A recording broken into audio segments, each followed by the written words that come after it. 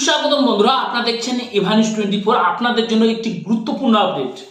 আপনারা জানেন চিন্ময় দাসকে নিয়ে বাংলাদেশ এবং ভারতবর্ষের মধ্যে টানাপোড়েন চলছে, এমন মনে হয় যুদ্ধ বেঁধে যাচ্ছে।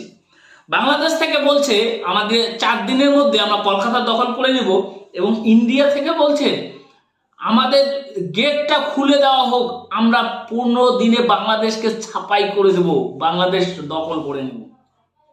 আমাদের গেটটা খুলে দেওয়া হোক, আমাদের বর্ডারটা খুলে দেওয়া হোক। এরকম মন্তব্য কারা করতে পারে? কোনো জাতির জন্য এরকম মন্তব্য ভালো নয়, কোনো দেশের জন্য এরকম মন্তব্য ভালো নয়, সে যে দেশেরই হোক না কেন। আসলে এর পিছনে কার হাত রয়েছে? আমাদের দেশের কোনো ব্যক্তির কি হাত রয়েছে? না শেখ হাসিনা সেখান থেকে তার গদি হারালো বলে কারো মাথায় বাস পড়েছে? সেজন্য একটা কৌশল করা হচ্ছে যাতে বাংলাদেশে একটা অশান্তি সৃষ্টি আবরণ করা যায়। বন্ধুরা, আজকে আমরা এই ভিডিওতে আপনাদের সম্পূর্ণ বিস্তারিত প্রুফ সহ দিব, তাই ভিডিওটি না টেনে শেষ পর্যন্ত দেখবেন। আর আপনারা যদি এখনো পর্যন্ত আমার চ্যানেলটিকে সাবস্ক্রাইব করেননি, অবশ্যই আমার চ্যানেলটিকে সাবস্ক্রাইব করুন আপনার সুন্দর হাত দিয়ে, পরবর্তী ভিডিও নোটিফিকেশন পাওয়ার জন্য। বন্ধুরা চলুন কথা না বাড়িয়ে আমরা সোজাসুজি এখানে মুখ্যমন্ত্রী মমতা বন্দ্যোপাধ্যায়ের মন্তব্য শুনেব, পরে আমরা বিস্তারিত আপনাদের সবার মন্তব্যগুলো শোনাবো এই বাংলাদেশ নিয়ে। আমি সকল মানুষের কাছে এটা বলবো যে বাংলাদেশে আজকে সত্যি মাইনরিটিজের উপরে যে অত্যাচার চলছে সেটা আমরা কেউ ভালো চোখে দেখছি না, এবং কেউ আমি এখনো মনে করি দাঙ্গা কখনো হিন্দু করে না, দাঙ্গা কখনো মুসলমান করে না, দাঙ্গা কখনো শিখ করে না, দাঙ্গা কখনো খ্রিস্টান করে না। দাঙ্গা করে কতিপয় সমাজ বিরোধী এবং যারা সমাজের বোঝা। সুতরাং এই ব্যাপারটিকে এই অ্যাঙ্গেল থেকে দেখে আমরা সবাই যেন এমন কোনো মন্তব্য না করি যাতে আমাদের কোনো রকম পরিস্থিতি বাংলায় এটাকে নিয়ে খারাপ হয়। আমি কৃতজ্ঞ যে একদিকে হিন্দু ধর্মের মানুষরাও প্রতিবাদ করছেন, অন্যদিকে সংখ্যালঘু ইমামরাও কালকে প্রেস কনফারেন্স করে পরিষ্কার বাংলাদেশে যে মাইনরিটিদের উপর অত্যাচার হচ্ছে তারাও কিন্তু এটাকে তীব্র নিন্দা করেছেন, এবং মাইনরিটিদের সেফটি এবং সিকিউরিটির ব্যাপারে বলেছেন। এটা বাংলায় প্রথম, যারা মনে রাখবেন এটা আমাদের ধর্ম নিরপেক্ষতার একটা প্রধান একটা স্তম্ভ, এবং আমি সকলকে এই জন্য অভিনন্দন জানাচ্ছি। আমাকে অনেক সংখ্যালঘু সম্প্রদায়ের অনেকে বলেছিলেন যে আমরা মিছিল করতে চাই, প্রতিবাদ করি। আমি বলেছিলাম না, মিছিল করলে অনেকে তো আছে জানে না, এই সময় সুযোগ নেয় রাজনীতির, আবার একটা দাঙ্গা লাগিয়ে দেবে। আমি দাঙ্গা তো চাই না, আমরা দাঙ্গা চাই না, শান্তি চাই। একটা হিন্দুর গায়ে যে রক্ত আছে, একটা মুসলিমের গায়ে সে রক্ত আছে, একটা ভাইয়ের গায়ে যে রক্ত আছে, একটা বোনের গায়ে সে রক্ত আছে, একটা পাঞ্জাবির গায়ে যে রক্ত আছে, একটা শিখের গায়ে খ্রিস্টানের গায়ে সে রক্ত আছে। আমরা নিজেদের মধ্যে ভেদাভেদ না করে, আর কয়েকটি মিডিয়া, আই মাস্ট সে, আমি অ্যাপিল করছি তাদের কাছে, এটা উত্তরপ্রদেশ নয় যে আপনাদের ব্যান করে দেবে, এটা উত্তরপ্রদেশ নয় বা রাজস্থান নয় যে আপনাদের অ্যারেস্ট করে নিয়ে যেভাবে সাংবাদিকের উপর অত্যাচার হয়েছিল, আমার কাছে ছবি আছে, সেটা করব।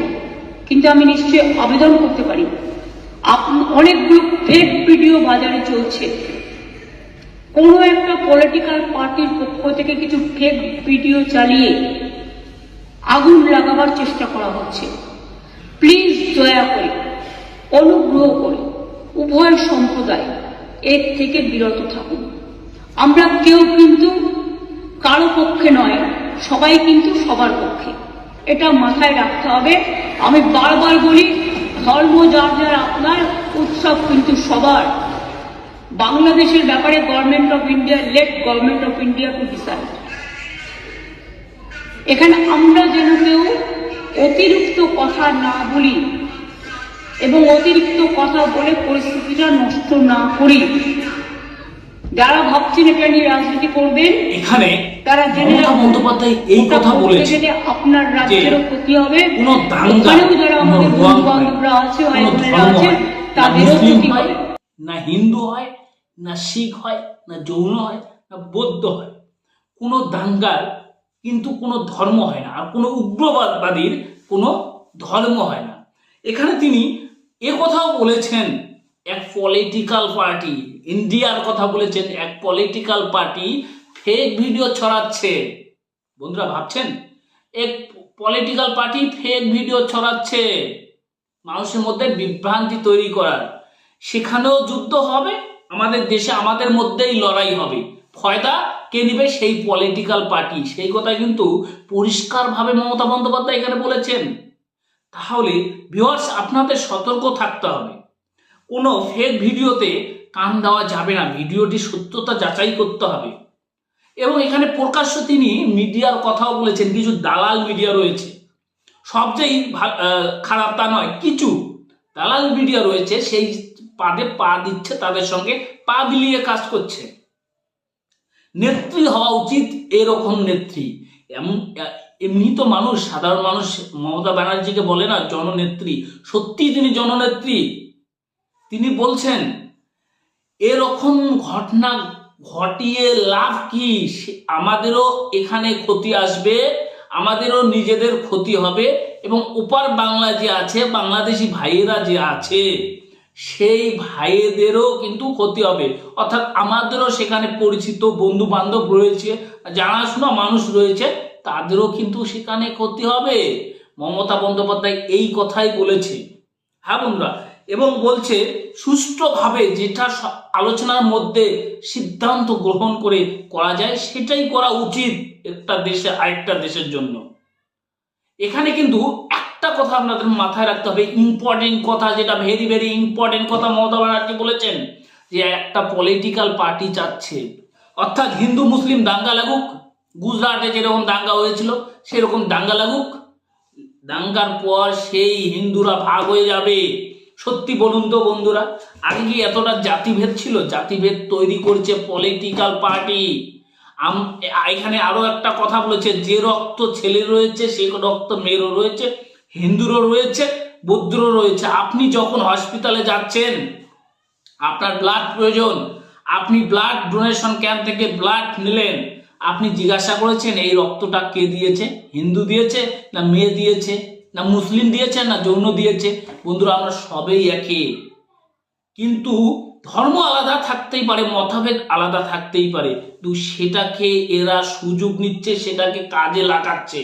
এখানে একটা প্রকাশ্য মমতা ব্যানার্জি কিন্তু একদম যেটা ধারণা করা হয়েছিল এতদিন, যে একটা পলিটিক্যাল পার্টি ইন্ডিয়া থেকে কাজ করছে, সেখানে হিন্দু মুসলমান করে একটা এখানে ফয়দা নিতে চাচ্ছে। 2026 ইলেকশন রয়েছে, আপনারা জানেন কোন পার্টি শুধু এই হিন্দু মুসলিমের উপর করে কোন পার্টি আজকে সরকার গঠন করছে, সরকারে আছে, ক্ষমতায় আছে কোন রাজনৈতিক দল, সেটা আপনারা ভালো করেই জানেন। সেই পার্টির এই কথা কিন্তু এখানে মমতা ব্যানার্জি বলেছে। দেখিয়ে দিচ্ছি, চলুন। 15 मिनट गेट खोल दो, बांग्लादेशियों का काम तमाम कर देंगे। अरे 15 मिनट का समय दे दो, जो भारत में घुसा हुआ आतंकी उनका काम तमाम कर देंगे। जो बंगाल में बैठा हुआ बांग्लादेशी, 15 मिनट पुलिस हटा दो, एक एक का सर काट कर भारत मां के चरणों में लगा देंगे। और जो पाकिस्तान में जो हुआ है वो बांग्लादेश में हो रहा है। बांग्लादेश के हिंदुओं की रक्षा के लिए आज का बजरंगी तैयार है। मोदी जी, मोदी जी, 15 मिनट गेट खोल दो, बांग्लादेशियों का काम तमाम कर देंगे। এখানে আপনারা যার বক্তব্য শুনলেন তিনি হচ্ছেন বিজেপি বিধায়ক, তেলেঙ্গানার বিজেপি বিধায়ক টি-রাজার। ইনি এখানে বক্তব্য রেখেছেন, তিনি এখানে প্রকাশ্য বক্তব্য রেখেছেন সমাবেশে। তিনি এখানে বলেছেন বাংলাদেশের যে গেট রয়েছে অর্থাৎ সীমানা রয়েছে 15 মিনিটের জন্য খুলে দেওয়া হোক, বাংলাদেশ যারা রয়েছে সবারই শের কেটে নিয়ে আসা হবে, অর্থাৎ মাথা কেটে নিয়ে আসা হবে। তিনি ওপেন তাদেরকে মার্ডার করার কথা বলেছেন। আমি অপেক্ষা করেছিলাম এই বিধায়কের বিরুদ্ধে বিজেপির পক্ষ থেকে, তিনি যেহেতু সরাসরি প্রধানমন্ত্রীকে বলেছেন, তার কাছে পারমিশন চেয়েছেন, এই প্রতি উত্তর তাকে কি দেওয়া হয়। বিজেপির পক্ষ থেকে তাকে কোনো রকম প্রতি উত্তর দেওয়া হয়নি, অর্থাৎ তার কথাটাকে সমর্থন করা হয়েছে। যেহেতু প্রায় এই ভাষণ দেওয়ার প্রায় 24 ঘন্টা হয়ে যাচ্ছে, তাকে কোনো রকম নোটিশ কোনো রকম কিছু দেওয়া হয়নি, অর্থাৎ এটাকে সমর্থন করছে বিজেপি। তিনি কিন্তু মূল বক্তব্যে এখানে বলেছেন যে ভারতের কিছু উগ্রপন্থী রয়েছে। কাদের উগ্রপন্থী বোঝাতে চেয়েছেন? বিশেষ করে এখানে আপনাদের ভাবতে হবে, যারা ভিডিওটি দেখছেন, এখানে কিন্তু একটু আপনাদের ব্রেন খাটাতে হবে, কাদের উগ্রপন্থী বলতে চেয়েছেন এখানে। এবং আরেকটি আপনাদের কথা এখানে বলি, তিনি বলেছেন 15 মিনিটের জন্য গেট খুলে দাও, বাংলাদেশের যত সমস্ত ভাই রয়েছে মাথার ছেড় কেটে নিয়ে আসবো। এবং তার সঙ্গে সঙ্গে তিনি আরো বলেছেন বাংলাদেশে যারা সংখ্যালঘু রয়েছে তাদের জন্য বজরঙ্গীরা তৈরি রয়েছে। আমি এখানে বলবো যারা বজরঙ্গী রয়েছেন তারা দেশের সেবা করুন। এই বিধায়ক তিনি কোথায় ছিলেন যখন মণিপুরে দিন রাত্রে সাধারণ মানুষের উপর, মা বোনেদের উপর অত্যাচার হয়েছিল? কোথায় ছিলেন যখন তাদের বাড়িঘর পুড়িয়ে দেওয়া হয়েছিল? যখন উত্তরপ্রদেশে মুসলিমদের উপর অত্যাচার হয়, কোথায় ছিলেন তিনি? এখানে তিনি তো তখন এই বিষয় নিয়ে কোনো কথা বলেননি। বন্ধুরা দেখুন, আমি প্রথমেই আপনাদের ভিডিওটা দেখিয়েছি মমতা বন্দ্যোপাধ্যায়ের। সত্যিকারের কথা বলি, নেতৃত্ব দিলে এরকম নেতৃত্ব দিন, সবার জন্য নেতৃত্ব দিন, সমস্ত মানুষের জন্য নেতৃত্ব দিন। সব থেকে বড় জাত হচ্ছে, সবার উপরে একটি জাত হচ্ছে, সেটা হচ্ছে মানুষ।